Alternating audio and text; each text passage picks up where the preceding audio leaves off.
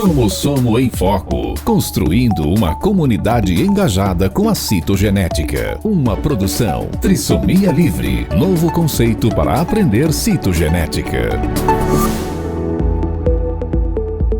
Nossa conversa será sobre cromossomos e câncer.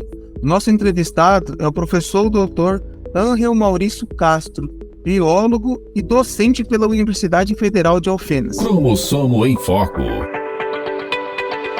O podcast Cromossomo em Foco é produzido por Trissomia Livre, novo conceito de aprender citogenética, apresentado por mim, Bruno Faulingamba, biólogo e citogeneticista. O Cromossomo em Foco tem o apoio de Citogen Biotecnologia, inovando e mantendo a tradição, Solútil Diagnósticos, soluções diagnósticas integradas, Infocito, soluções em citogenética humana, Omax Lab, testes genéticos, orientação genética, plataforma de exames genéticos, segunda opinião e aconselhamento genético. Cromossomo em Foco, construindo uma comunidade engajada com a citogenética.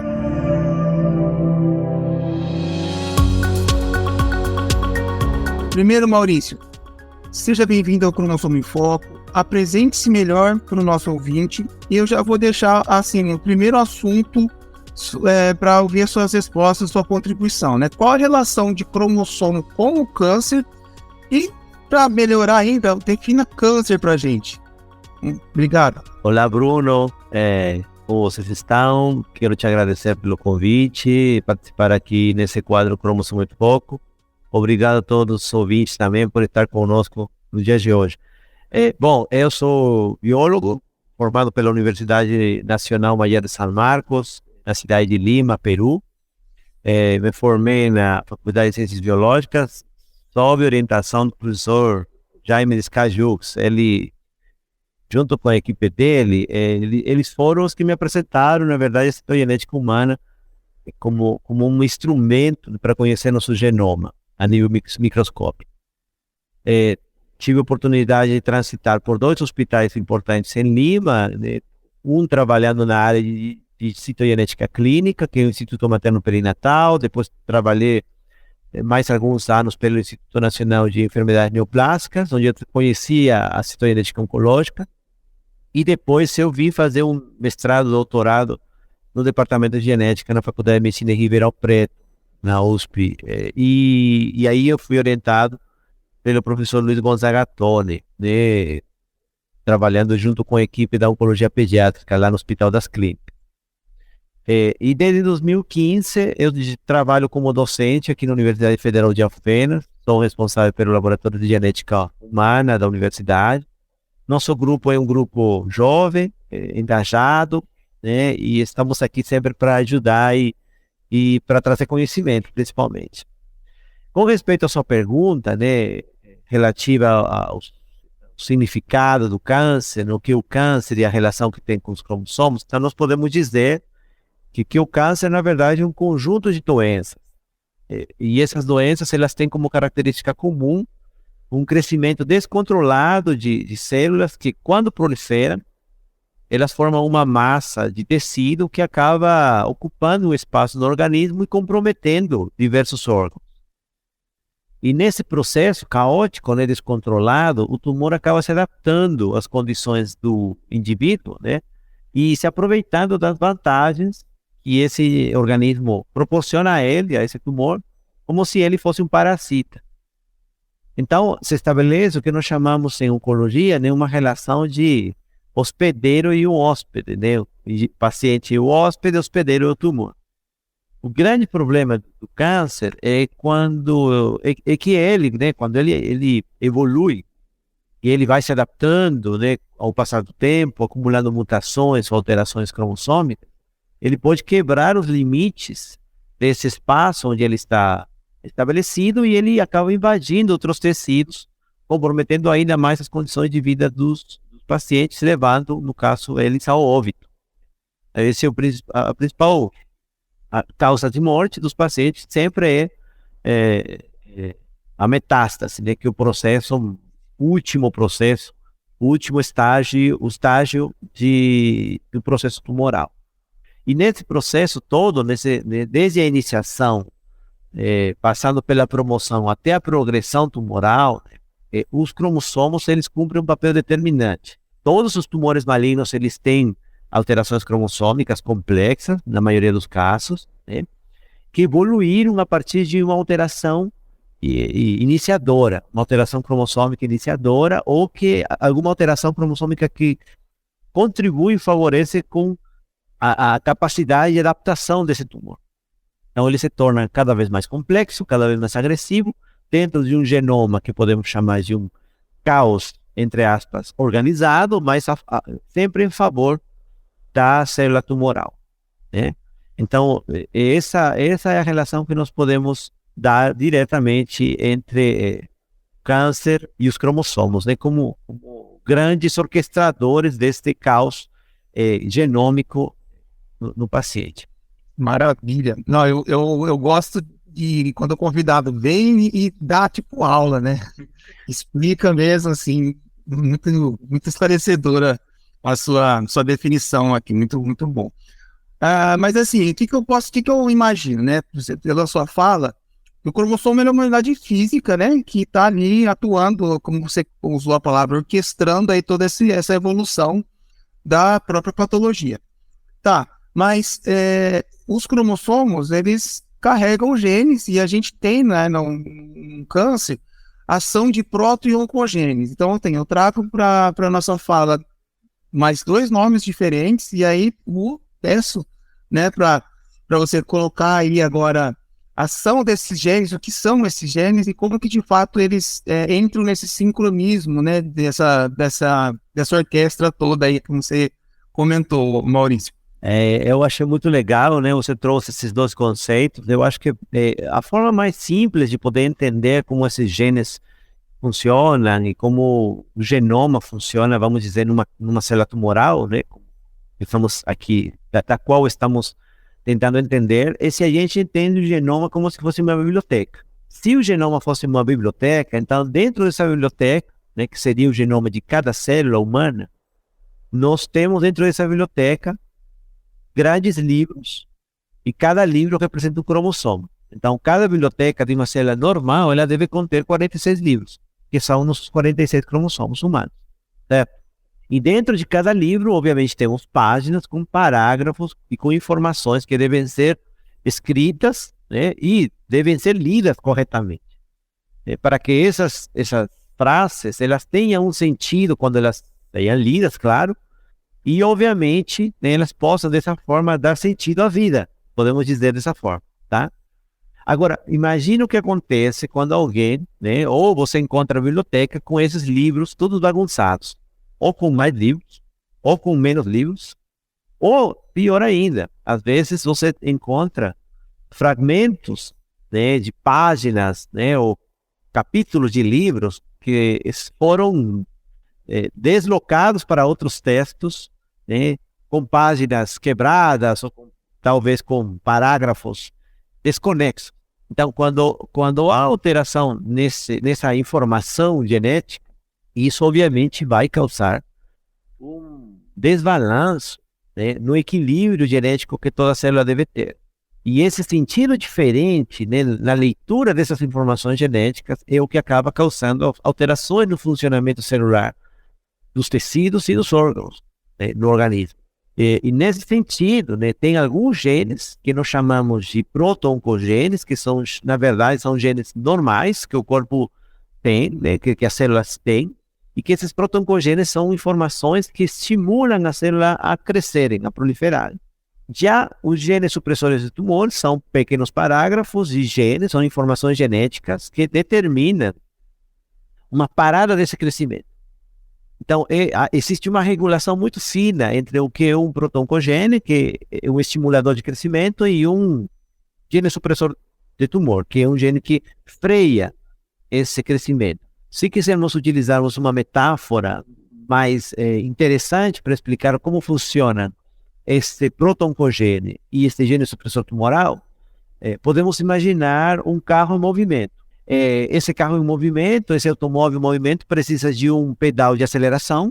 Então, essa aceleração é dada pelo proto-oncogene, e o gene supressor tumoral, né, ocuparia o lugar do pedal de freio do carro, porque ele impede o crescimento celular. Dessa forma, sempre toda célula ela deve ter uma velocidade de crescimento regular, normal, equilibrando sempre a aceleração da freagem. O que acontece com o tumor? O que acontece quando essas informações genéticas do nosso genoma, eles acabam se descontrolando, é que o proton-cogene ele fica muito mais ativo, ou seja, aquele acelerador ele fica pisado até o fundo, então o carro ele ganha uma velocidade de proliferação, de crescimento muito mais intensa, e o freio, né, que seria o gene supressor tumoral, né, que deveria evitar essa proliferação, ele está travado, ele não funciona adequadamente. As informações genéticas e as alterações cromossômicas que observamos nos pacientes acabam, nos trazem informações de que esses freios estão bloqueados. Então, o tumor ele acaba crescendo de uma maneira descontrolada, né, com uma aceleração causada por esse proto-oncogene que agora se transformou num oncogene propriamente, e um gene supressor, ou vários genes supressores que estão inativos. Dessa forma, o tumor cresce sem controle. Então, podemos sim, né, entender o processo neoplásico também a partir dessas informações genéticas, e as alterações cromossômicas ao longo da história, eles têm nos trazido a possibilidade de identificar genes que participam de uma maneira importante nesse processo tumoral, ou identificando em alguns casos protoncogenes importantes para a biologia tumoral, ou genes supressores tumorais que, ausentes, acabam impactando diretamente no processo de progressão tumoral. Muito bom, muito bom. Mas, Maurício, assim, alteração cromossômica, que você comentou, né? E no tumor tem alteração cromossômica, e se dentro da magnitude do tumor, elas tendem a ser mais complexas, né? Então, eu posso fazer uma relação direta entre alterações cromossômicas e o tumor. Elas são todas iguais, depende do tumor, depende da alteração cromossômica, até que ponto eu consigo agrupar essas duas frentes, né, tanto da alteração cromossômica quanto da patologia, e como foi, assim, onde que está a relevância, a importância da gente entender o que está acontecendo com aquele genoma para fazer uma inferência clínica, diagnóstica, enfim. Qual que constrói esse conhecimento com a gente? Ótimo. Eu acho que eu vou responder a sua pergunta de trás para frente. Primeiro eu vou responder a questão da importância, né, da citogenética, da ciência citogenética no âmbito oncológico, para depois ir para a parte aplicada da clínica. Então, eu acho que a citogenética, na verdade, ela é uma área que ela tem se destacado desde há muitas décadas. Podemos dizer que, assim, historicamente, né, é uma ciência secular. Lá no início do século XX, já tínhamos os primeiros trabalhos do biólogo Theodor Wolbery, que ele já trazia uma relação direta entre alterações cromossômicas e câncer. Mas no ano 1960, quando se encontra nos Estados Unidos uma relação direta entre uma alteração cromossômica e um tipo específico de câncer. Se trata do conhecido cromossomo Filadélfia. Dado esse nome possível, porque foi diagnosticado, né, o laboratório dos professores, né, Peter Nowell e David Halkenford, eles trabalhavam na Filadélfia, e eles encontraram que esse pequeno cromossomo, né, ele estava nos cariótipos, ele aparecia nos cariótipos de paciente com leucemia mieloide crônica. 10 anos depois, foi identificada que esse cromossomo Filadélfia é o resultado de uma translocação, né, de uma fusão de segmentos cromossômicos do cromossomo 9 com o cromossomo 22, e no ano 70 se determina que essa alteração cromossômica, na verdade, era o resultado de uma fusão, gerava uma fusão de dois genes. Então, quando na ciência citogenética se determina essa alteração cromossômica, ela permite abrir um campo, né, uma porta gigantesca de conhecimento para o que são os genes de fusão, no caso, os protoncogenes que acabamos de falar, que devido a esta alteração, eles acabam ganhando uma função dentro da célula. O mais interessante é que esse conhecimento a nível molecular permitiu, anos depois, encontrar uma terapia específica para essa proteína quimérica, proteína alterada, que hoje chamamos de imatinib, ou Gleevec.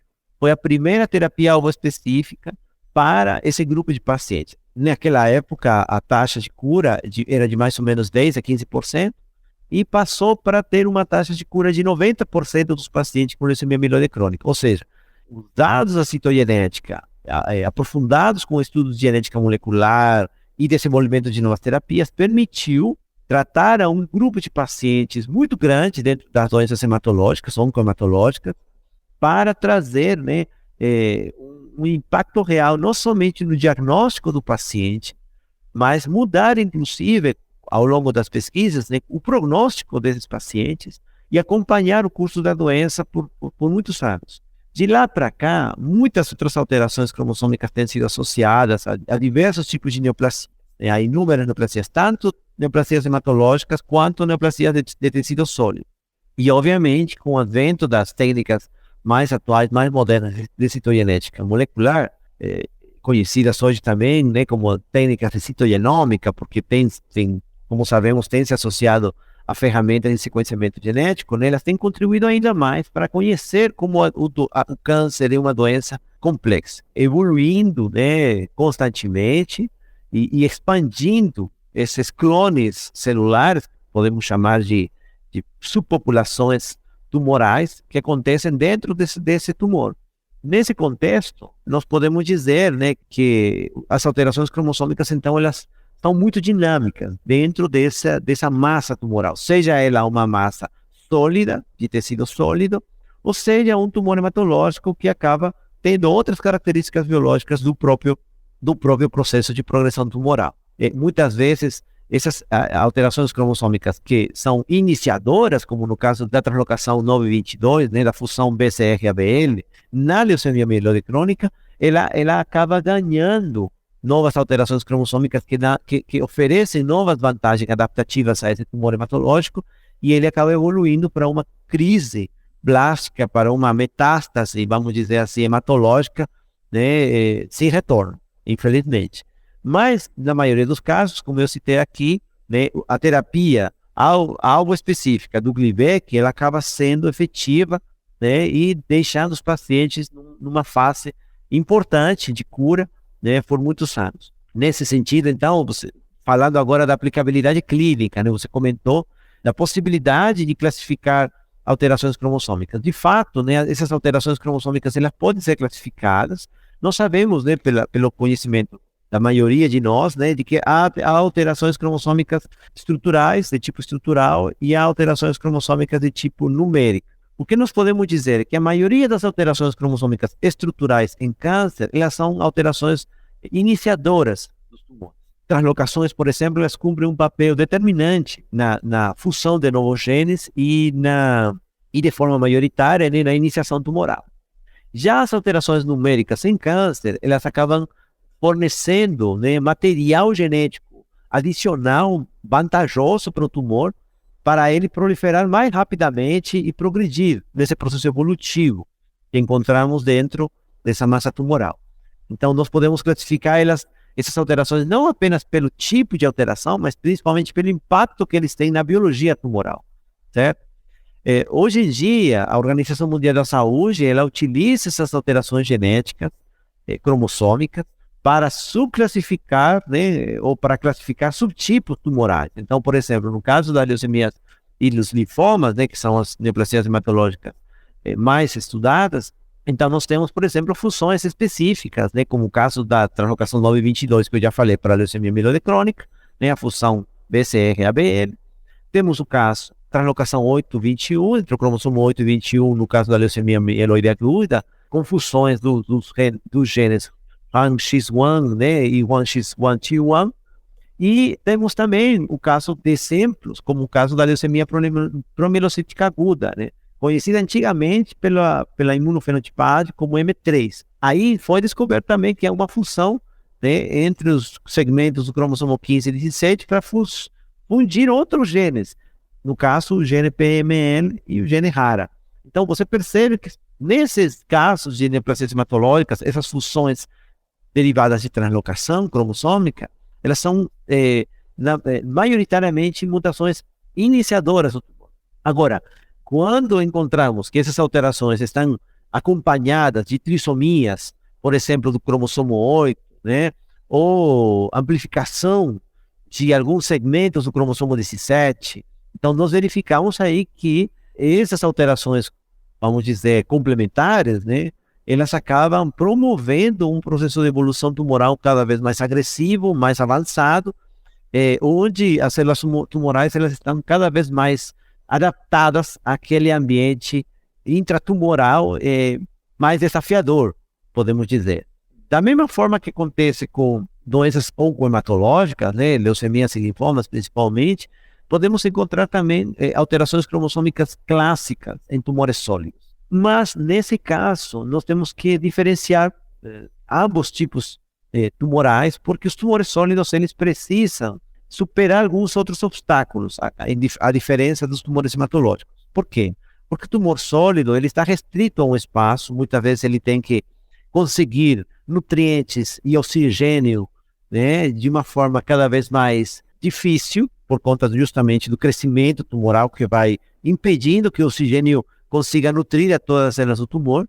Então, de fato, as alterações cromossômicas mais complexas que nós encontramos sempre estarão presentes em tumores sólidos, porque eles precisarão de maiores ferramentas genômicas ou maiores variantes genômicas para eles crescerem e se manterem dentro do paciente. Mas a citogenética ela tem avançado também a passos largos nessa área, e hoje em dia inúmeros tumores são diagnosticados com alterações cromossômicas já conhecidas, como o caso do câncer de mama, onde é possível verificar a amplificação do gene HER2. No caso do neuroblastoma, por exemplo, onde nós podemos encontrar a amplificação do gene NMYC. E esse tipo de alterações típicas de tumores sólidos, eles são determinantes, inclusive, de terapias. Então, se o paciente tem uma determinada alteração, no caso da amplificação do gene HER2-neo, né, um proto-oncogene, já um cogene no caso do paciente, ele recebe o Herceptin, tem uma terapia específica para ele, com uma taxa de cura alta também. Então, é interessante destacar o papel da citogenética na identificação dessas alterações e o impacto que tem na clínica, né, desses pacientes. O mais interessante dentro desse contexto todo é que não apenas podemos identificar o paciente e o diagnóstico da doença que ele tem. Nós podemos acompanhar o paciente, verificar se a terapia que ele utilizou foi bem sucedida. Nesse caso, nós fazemos então o acompanhamento do paciente para verificar se ainda há traços dessas alterações genéticas no tumor detectadas, que foram detectadas no diagnóstico, e nós acompanhamos ao longo do curso da terapia. Nesse caso, nós tentamos encontrar doença residual, ou conhecida como doença residual mínima. O ideal é que essa normalidade detectada no diagnóstico ela desapareça no cariótipo, né? O cariótipo deve ser normalizado, ou a análise no laboratório ela deve ser eliminada. Outra situação interessante também que podemos identificar em alguns casos de terapias, quando o paciente é tratado com quimioterapia, e em alguns casos precisa, por exemplo, de transplante de medula óssea, é quando o paciente é transplantado com medula óssea de um paciente de sexo diferente. Então, nesse caso, é possível, inclusive, monitorizar se todas as células que o paciente tem na medula óssea, elas são do receptor ou são do doador, né, para verificar se esse quimerismo ainda existe ou se a medula óssea ela foi repopulada, né, por medula óssea doadora, né? Então, você percebe que o trabalho na ciência citogenética ela tem várias dimensões de impactos, né, importantes, tanto no diagnóstico, quanto no pronóstico, quanto na escolha de terapias e, inclusive, no acompanhamento do curso da doença. Show de bola. Uma explicação dessa, muito boa. Nossa, dá para ficar ouvindo aqui, perguntando um monte de coisa. Mas, assim, eu acho que é interessante a gente falar mais um pouco do prognóstico. Porque, assim, para a gente pensar em prognóstico, a doença já está instalada, né? Já existe toda a questão do doente, né? Da pessoa que está com qualquer tipo de tumor. Então, tem questões psicológicas, questões emocionais, e o médico ali está precisando de alguma tratativa. de alguma ação. E tem aquela premissa de que toda alteração cromossômica é maligna. A ideia, né? O que passa pela cabeça. Mas nem sempre isso é real. E em tumor, você trouxe alguns exemplos. De fato, quando encontra determinada alteração, ela é possível de hemoterapia-alvo. Então, assim, o prognóstico, para quem já tem a doença, acaba sendo o ponto mais importante. Acaba sendo um aspecto mais interessante, né? E aí vou te devolver a palavra para intensificar essa fala no prognóstico de como que as alterações cromossômicas elas potencializam, né, uma ação medicamentosa, terapêutica, enfim, que traga um prognóstico bom para o paciente baseado na evidência citogenética. Sim, definitivamente, como eu tinha comentado, né, Bruno, o pronóstico, ele, na maioria das vezes, é o maior temor, né, do paciente, quando ele é atendido por um profissional médico, né, um oncologista. Mas esse pronóstico, veja bem, ele tem evoluído nas últimas décadas dependendo do tipo de tumor. Então, doenças oncohematológicas, hoje elas têm há muitos subtipos que têm um pronóstico favorável graças ao crescimento científico e à descoberta de funções genéticas que têm posteriormente desenvolvimento de terapias algo específicas que acabam eliminando a ação desses oncogenes. E dessa forma, os pacientes hoje têm alcançado taxas de sucesso terapêutico muito grandes. Como é o caso, coloquei aqui há pouco tempo, né, há poucos momentos, da leucemia mieloide crônica. Da mesma forma, nós podemos encontrar, no caso da leucemia promielocítica, antigamente sem opções, que o ácido transretinóico ele pode ser utilizado para suprir justamente as células suprir desse fármaco, possibilitando as células diferenciarem, né, e saírem desse status diferenciado que acaba atrapalhando a vida do paciente. Então, inúmeros tratamentos estão sendo descobertos, né, nas últimas décadas tem ainda aumentado, né, essa abordagem altamente específica para reduzir a capacidade tumoral e de invasão, principalmente, que tem. Tem muitas drogas hoje utilizadas, por exemplo, para evitar a angiogênese, em um processo onde o tumor sólido ele tem a capacidade de recrutar vasos sanguíneos para se nutrir. Então, tem terapias algo específicas para evitar que esse tumor tenha uma progressão mais acelerada, né? Ou como o caso agora citado também do câncer de mama, onde esse grupo de pacientes que tem a amplificação do gene HER2, né, que na verdade ele traduz uma proteína receptora de proliferação, né? Esses pacientes hoje elas têm uma taxa de cura significativa. Então, podemos dizer assim, são alterações citogenéticas, como você bem falou, que podem passar a imagem, pode trazer informação de que uma alteração genética negativa, mas pelo fato de existir uma terapia-alvo já demonstrada, já comprovadamente de sucesso, né? Então os pacientes acabam sendo tratados com essa abordagem terapêutica que acaba aumentando as expectativas de vida de uma forma muito significativa nessa população. Então temos inúmeros exemplos onde essas alterações cromossômicas, entre aspas, podemos dizer assim, como você colocou, né, são positivas para o paciente, no sentido de que há opções terapêuticas. Há muitas em que infelizmente não também, e nós teremos que, obviamente, que continuar trabalhando cientificamente, trazendo mais informações para que a comunidade científica descubra, encontre novas opções terapêuticas e dessa forma eliminar, né, as raízes genéticas do tumor, né? Seja ele, como eu disse, hematológico ou seja ele de tipo sólido. A maioria das terapias de sucesso, por enquanto, né, nas últimas décadas, tem crescido muito na área hematológica, porque as alterações cromossômicas detectadas, elas se encontram numa fase mais inicial da doença.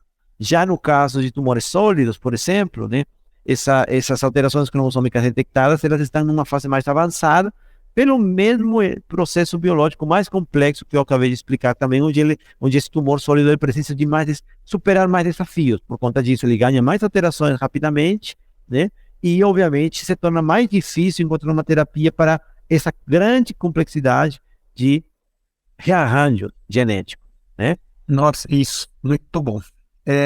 Bom, vou tirar um pouquinho o foco do que a gente está conversando, e vou trazer uma questão mais técnica, mas de manipulação mesmo das células e análise para identificar todo esse potencial citogenético para o câncer. Então, é difícil a gente trabalhar com cromossomos de tumores, né? Questões de cultivo, questões até de pessoas, experiência das técnicas, enfim. O que, Maurício, a gente tem não diria soluções, né, mas assim, de alternativas ou meio de minimizar essas dificuldades, de minimizar essas questões técnicas, para manipular mesmo os cromossomos e estudar, interpretar, enfim. Na bancada, vamos olhar um pouquinho para as dificuldades de bancada. Bruno, você tocou um assunto neurálgico, né? Porque a gente está falando muito das vantagens da citogenética, né? Como ferramenta diagnóstica, prognóstica, como ciência, né? Na descoberta de novos genes, claro. Mas por trás, a gente sabe que na bancada a gente tem que superar inúmeros desafios. E embora a gente saiba, né, que as células tumorais, por conta de tudo que nós explicamos aqui, nós estamos conversando, né, tem essa capacidade de proliferar de uma forma intensa no organismo, quando a gente tira essas células tumorais do paciente, né, quando fazemos uma aspiração, por exemplo, de medula óssea, ou retirada de um tumor, né, de uma pequena amostra desse tumor, para levar para estudar no laboratório, na bancada, aí, de repente, as nossas células elas param de crescer. Aí, de repente, elas não querem crescer tanto quanto, né, outras células que talvez a gente esteja cultivando. Elas são meio preguiçosas, né, para ter esse crescimento no laboratório, e sabemos muito bem, como citogeneticistas, que para poder analisar um cariótipo, a gente precisa de células em divisão.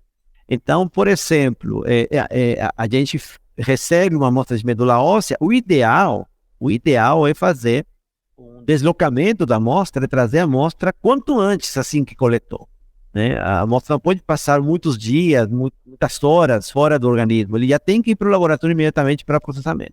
E no caso, vamos colocar aqui como um exemplo, no caso de doenças hematológicas, né, você pode ter três opções, três alternativas de cultura celular. A primeira é que nós chamamos de cultura direta, ou processamento direto, ou seja, uma parte dessa amostragem, ela é coletada diretamente, já imediatamente para colocar, fazemos uma lavagem com meio de cultura, aplicamos colchicina e já fazemos uma coleta imediatamente para verificar, nesse momento, quais são as células que estão passando por uma mitose, né, e poder pescar, vamos dizer assim, as alterações típicas desse paciente, né, dessa doença. Quando isso é um pouco complicado, complexo, por uma questão logística, inclusive, então aí sim nós partimos para culturas de curta duração. É ideal, né, que as culturas de leucemias ou linfomas de medula, coletadas a partir de medula óssea, elas não recebam nenhum mitogênico, nenhum agente mitogênico. Para quê? Para que no processamento, na obtenção de metástases, a gente obtenha apenas células que estavam se dividindo de maneira autônoma, sem nenhum tipo de estímulo. Em alguns casos, né, é necessário, sim, driblar essa dificuldade que eu estou colocando aqui do baixo crescimento, né, e da ausência de metástases, talvez com a adição de alguns suplementos, com alguns substâncias nutritivas, né, indutoras, talvez, de crescimento e utilizando meios enriquecidos. Mas com um certo cuidado, porque ao mesmo tempo que a gente pode nutrir células tumorais, podemos, né, algumas células que estão em processo de diferenciação precoce, talvez elas possam proliferar e gerar um cariótipo normal, né, o que seria um falso negativo para nós.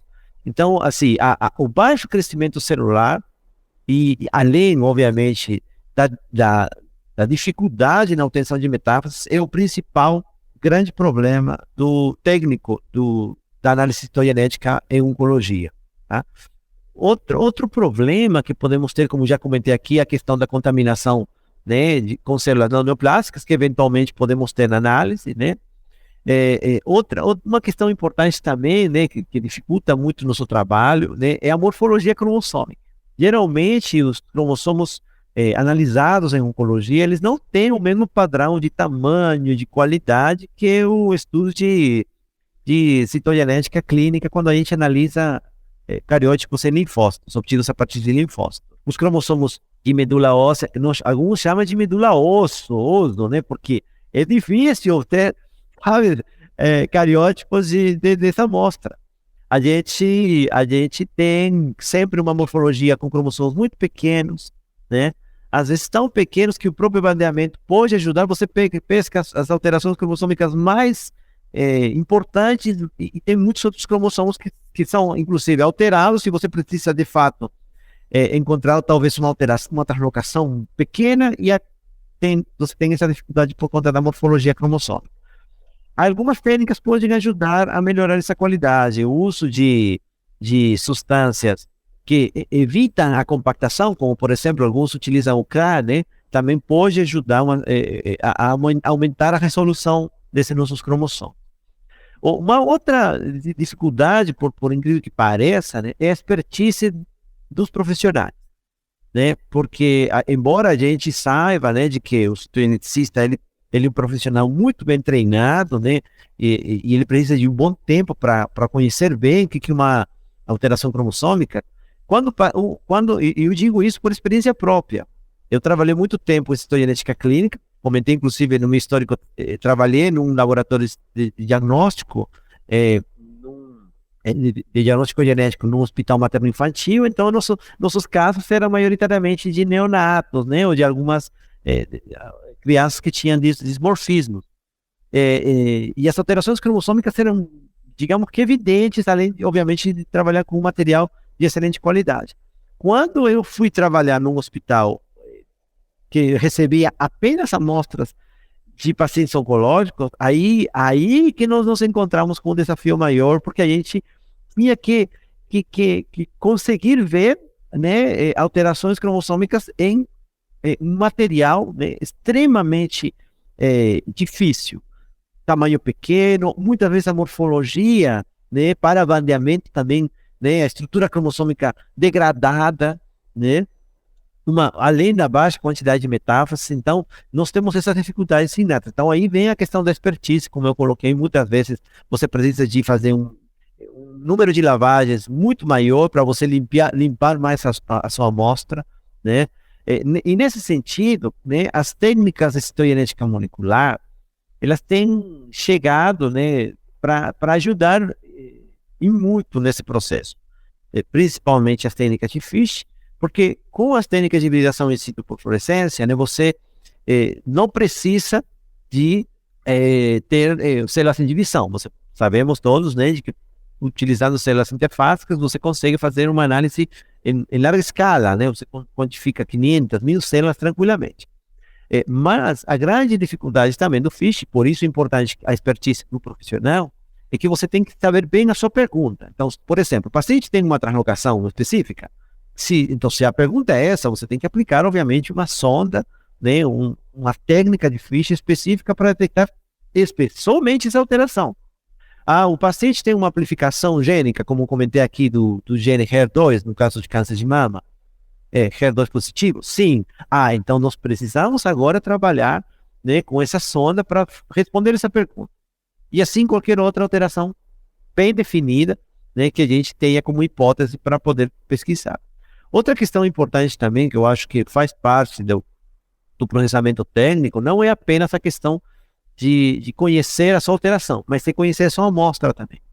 Porque é muito diferente de você fazer, por exemplo, um FISH de uma amostra colhida a partir de um processamento citogenético de cultura celular convencional, né, como no caso de uma medula óssea, onde você tem uma suspensão celular com blastos, né, suspensos e muito bem preservados, do que você fazer, por exemplo, um FISH de corte histológico, né, onde você tem que primeiro desparafinar a sua amostra, passa por esse processo de preservação da amostra, que muitas vezes ela pode estar degradada, né? Tem que ter muito cuidado para evitar maltratar esse tecido, e além disso, né, todos os passos posteriores para chegar a hibridar o seu material genético. Então, você tem que conhecer também muito mais a sua amostra, né, do que comparado, por exemplo, com uma citogenética clínica, né, onde você sempre tem a cultura de linfócitos como técnica padrão, certo? Então, são dificuldades que na citogenética oncológica o profissional terá que ser desafiado,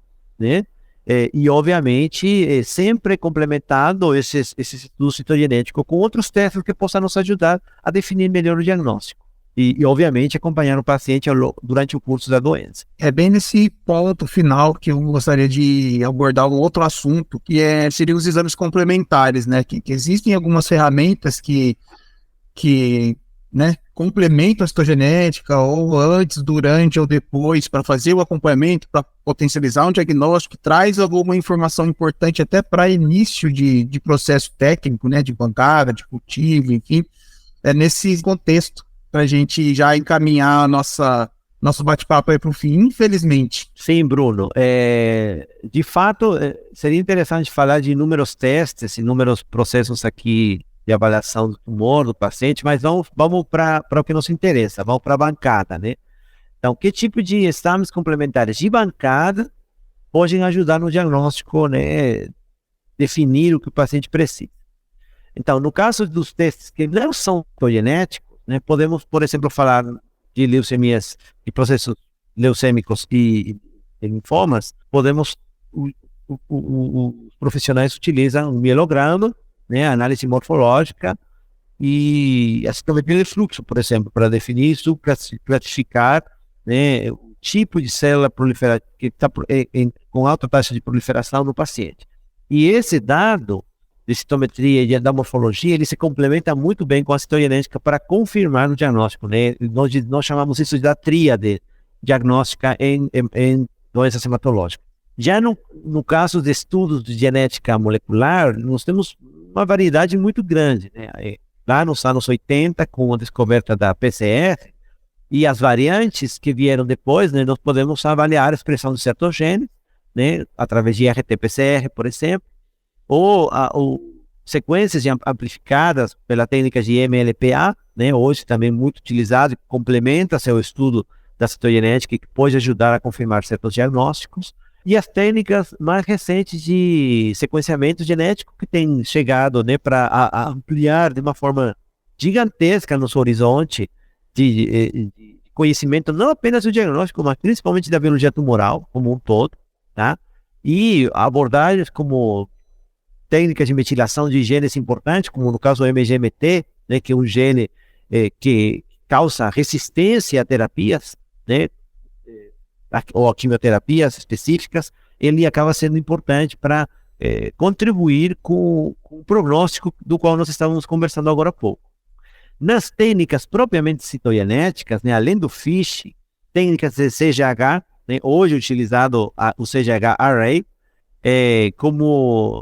como histórico interessante, eu fiz CGH metafásico no meu mestrado, né, e eu sei muito bem a importância das informações colhidas do CGH, da técnica de hibridação genômica comparativa, para entender como ganhos ou perdas do material genético podem impactar no diagnóstico e no prognóstico do paciente, tá?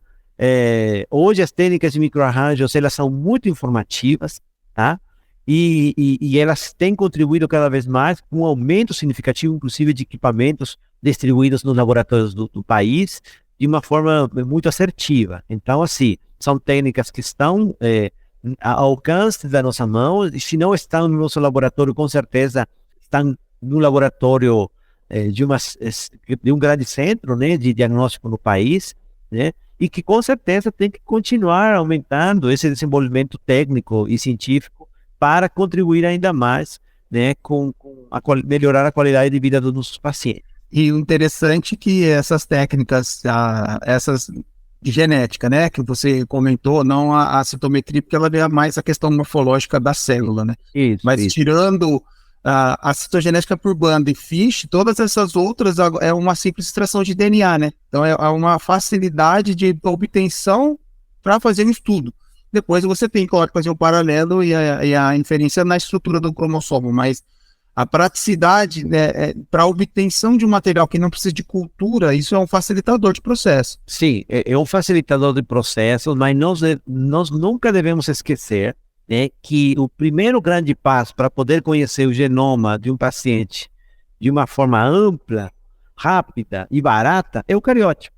Então, acho que o destaque dessa técnica, por mais antiga que pareça, né, por mais artesanal que pareça, né, ela continua vigente e tenho certeza que continuará vigente pelas próximas décadas aí de nosso trabalho. Com certeza. Maurício, bom, a gente está praticamente no final da nossa conversa aqui, né? E aí eu vou abrir o espaço para você para uma fala complementar, se é que faltou alguma coisa para trazer o protagonismo da citogenética. Achei muito legal esse seu final, né? Que é bem isso. A citogenética, a análise de cromossomo por microscopia, ela é muito relevante ainda por essas 3 coisas que você citou aí no final. É preço, é amplitude, né? É abrangente e é informativa, né?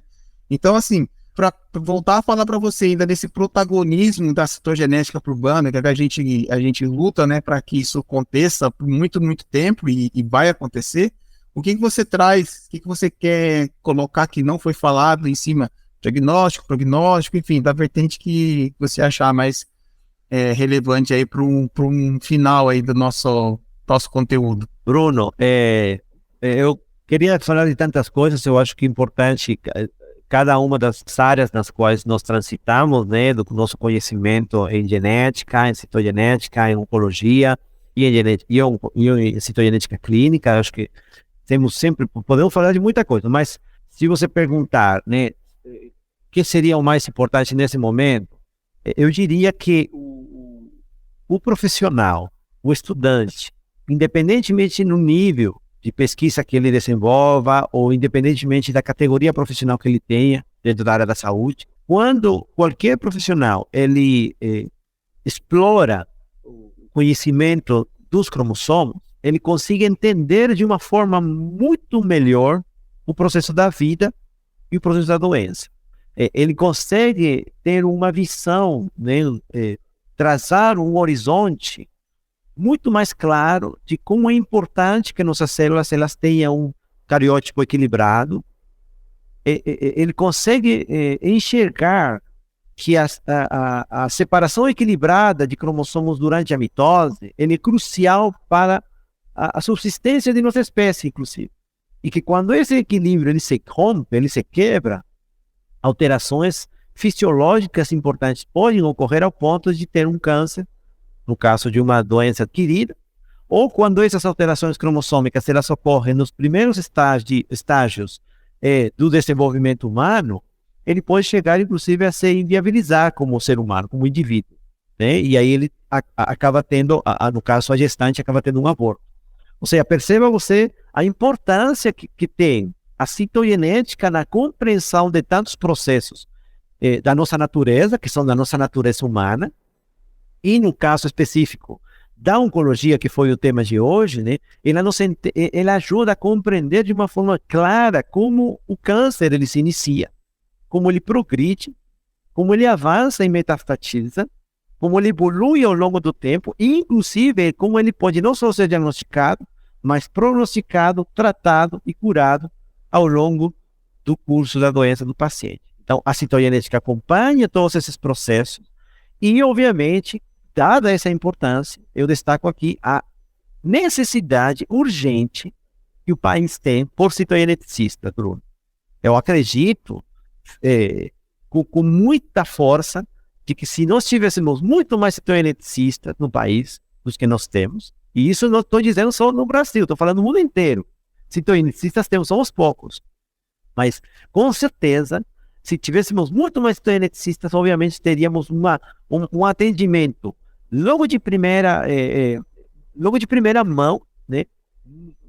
Um melhoramento do diagnóstico genético de diferentes laboratórios de diagnóstico no país.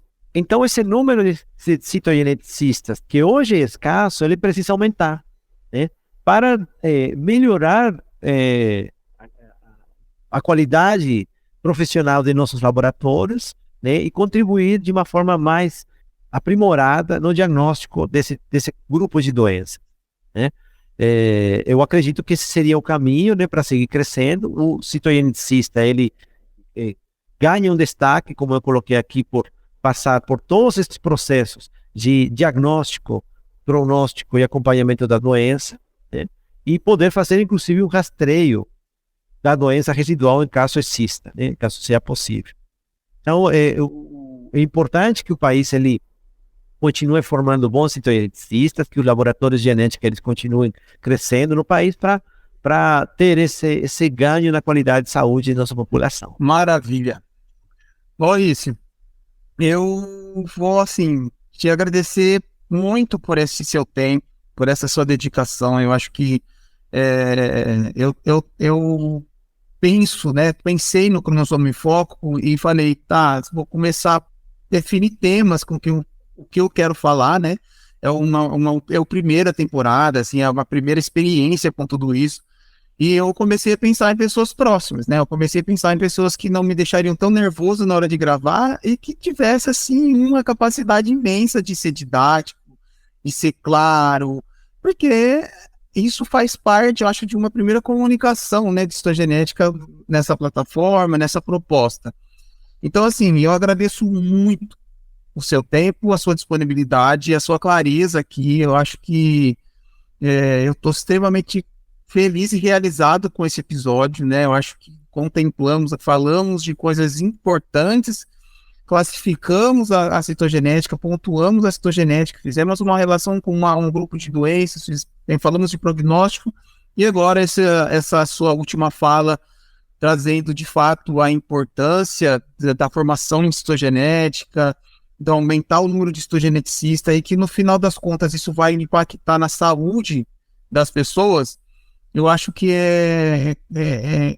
sem ser combinado, casou perfeitamente com o que eu tenho como propósito com o Trissomia Livre e com o Cromossoma em Foco. Porque eu ainda falo várias vezes, né, que vamos estudar o impacto dos cromossomos na nossa saúde. Então essa sua fala me anima, porque, poxa, são pessoas que têm o mesmo propósito, cada um na sua, mas indiretamente nós temos os mesmos propósitos, né? Então essa sua perspectiva de melhoria de pessoas e de tudo, para que a saúde do paciente tenha benefícios, faz todo sentido para o que eu estou fazendo. Então, assim, escolhi e convidei a pessoa certa para falar disso comigo neste momento, e mais uma vez, muito obrigado. Eu te agradeço, Bruno, pelo convite, e te parabenizo pelo trabalho que você vem fazendo, né, com esse quadro de Cromossoma em Foco. Acho importante, valioso que a sociedade,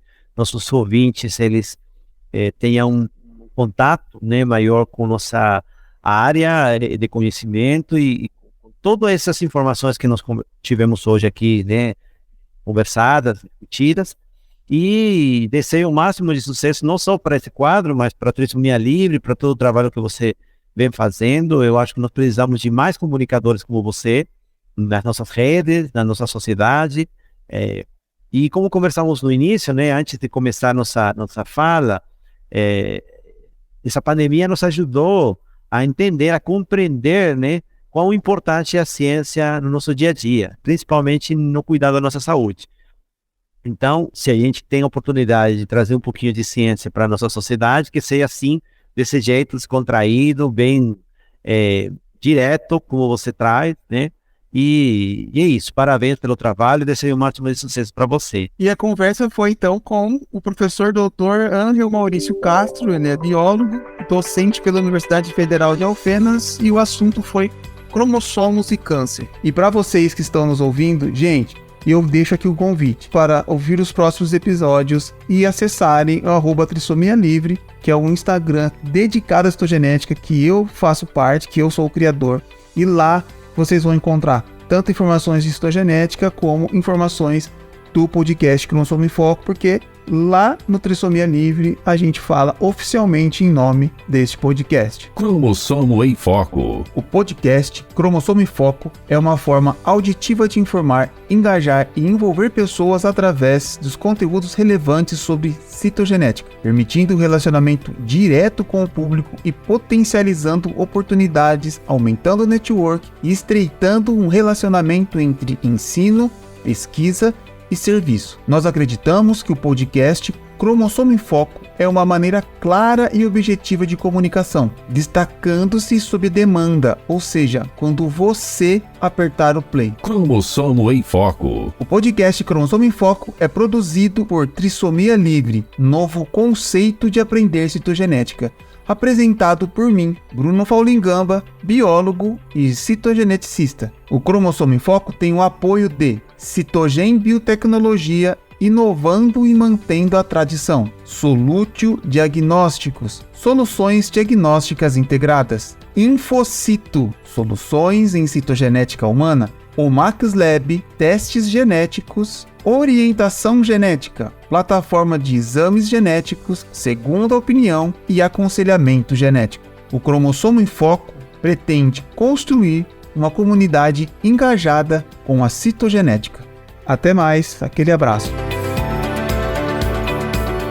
Cromossomo em Foco, construindo uma comunidade engajada com a citogenética.